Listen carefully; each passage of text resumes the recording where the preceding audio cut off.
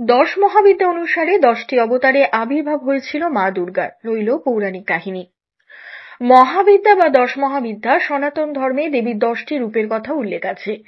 এই 10 রূপের কোনোটাই আছে ভয়ঙ্কর দেবী মূর্তি, তেমনি অন্য প্রান্তে রয়েছে অপরূপা সুন্দরী দেবী প্রতিমা। মুন্ডমালা তন্ত্র অনুসারে এই 10 মহাবিদ্যা হলেন কালী, তারা, ষোড়শী, ভুবনেশ্বরী, ভৈরবী, ছিন্নমস্তা, ধূমাবতী, বগলা, মাতঙ্গী ও কমলা। শাস্ত্রে মহাবিদ্যার ধারণা খুবই গুরুত্বপূর্ণ। মহাবিদ্যা কথাটির মূলত সংস্কৃত শব্দ। মহা অর্থাৎ মহৎ আর বিদ্যা অর্থাৎ রূপ, প্রকাশ, জ্ঞান এবং বুদ্ধি। আজ রইল দেবীর সেই 10 রূপের কথা, দেখে নিন এক ঝলকে। কালী বা মহাকালী। দেবী কালী, মহাকালী, ভদ্রকালী এবং কালিকা নামেও পরিচিত। 10 মহাবিদ্যার মধ্যে দেবীর সবচেয়ে শ্রেষ্ঠ রূপ হল কালী বা মহাকালী। তিনি শিবের শক্তি। মহাকালী যুদ্ধ, ক্রোধ, সময় পরিবর্তন, সৃষ্টি, ধ্বংস শক্তির দেবী। বিভিন্ন কাহিনী অনুসারে কালীর 8, 12 এবং 21 ভিন্ন রূপ আছে। তার মধ্যে অন্যতম আদ্যাকালী, চিন্তামণি কালী, স্পর্শমণি কালী, দক্ষিণাকালী, শ্যামাকালী ও শ্মশানকালী। ত্রিপুরা সুন্দরী। দেবী ত্রিপুরা সুন্দরী ষোড়শী নামেও পরিচিত। তিনি ত্রিকালের সবচেয়ে সুন্দরী দেবী। তার গায়ের রং উদীয়মান সূর্যের আলোয় উজ্জ্বল হয়। তার গোলাপি আভা আনন্দ, করুণা ও আলোকসজ্জায় প্রতিনিধিত্ব করে। দেবী ত্রিপুরা সুন্দরী ললিতা নামেও পরিচিত। দেবী ভৈরবী।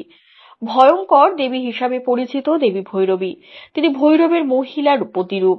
কালীর মতো তারও 4 হাত। তার হাতে রয়েছে তরোয়াল, আছে রাক্ষসের মাথা এবং একটি বই, যা 3 হাতে জ্ঞানকে বোঝায়। স্বনারেপ হাতটি অভয় মুদ্রা উপস্থাপন করে ভক্তদের কোনো ভয় উদ্বেগ না করার জন্যই অনুরোধ দেয়। বগলামুখী বা পীতাম্বরী। বগলা অর্থ ঘোড়া নিয়ন্ত্রণে ব্যবহৃত লাগাম। বাম হাত দিয়ে তিনি রাক্ষসের জিহ্বা বের করে নেন, আর ডান হাতে তাকে বধ করতে দেখা যায়। পৌরাণিক কাহিনী অনুসারে তিনি অত্যন্ত শক্তিশালী। তিনি ব্রহ্মাকে খুশি করার জন্য বিভিন্ন তপস্যা করেছিলেন। তার হলুদ বর্ণের জন্য তিনি পীতাম্বরী নামেও পরিচিত। এরপর আসে দেবী মাতঙ্গী। দেবী চণ্ডালিকা নামেও পরিচিত তিনি। পৌরাণিক কাহিনী অনুসারে মাতঙ্গী সরস্বতীর তান্ত্রিক রূপ।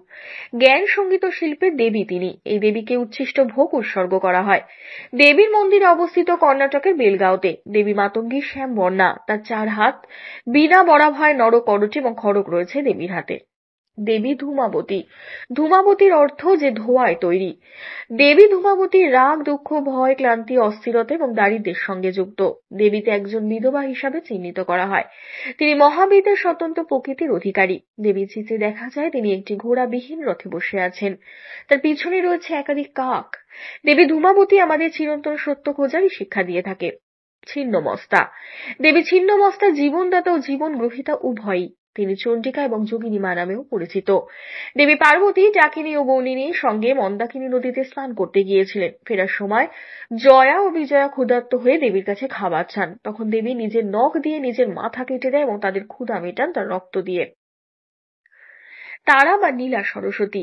তারা বা নীলা সরস্বতী হল দেবীর আর এক রূপ। দেবী তারা হলেন করুণ ও সুরক্ষার দেবী। সমুদ্র মন্থনের সময় যে বিষ উত্তোলন হয়েছিল তা পান করে মহাদেশ অজ্ঞান হয়ে পড়েন।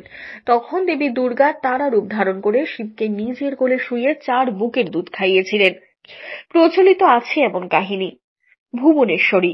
ভুবন অর্থাৎ জগৎ আর ঈশ্বরী অর্থ হল মহিলা শাসক। তিনি ভুবনেশ্বরী রূপেও পরিচিত হন। তিনি মহামায়া, সর্বরূপা, বিশ্বরূপা নামেও পরিচিত। ব্রহ্মা যখন মহাবিশ্ব সৃষ্টি করেছিলেন তখন দেবী ভুবনেশ্বরীর আহ্বান হয়, এমনই উল্লেখ আছে প্রান্তোষিনী গ্রন্থে। তিনি শিবের হৃদয়ে বাস করেন। দেবী কমলা। মহাবিদ্যার আর এক রূপ হলো দেবী কমলা। লক্ষ্মীর তান্ত্রিক রূপ হলো দেবী কমলা। তিনি হিন্দু ধর্মের সর্বাধিক পূজিত দেব। তিনি ধন সমৃদ্ধির দেবী। ঋষি ভৃগুর কন্যা। তার 4 হাত আছে। তিনি পদ্মের উপর অধিষ্ঠাপন করেন। তিনি অধিকাংশ ক্ষেত্রে দেবী লক্ষ্মী হিসাবে বিবেচিত হন, কিন্তু মহাবিদ্যা অনুসারে লক্ষ্মীর সঙ্গে কমলার স্বতন্ত্র পার্থক্য আছে।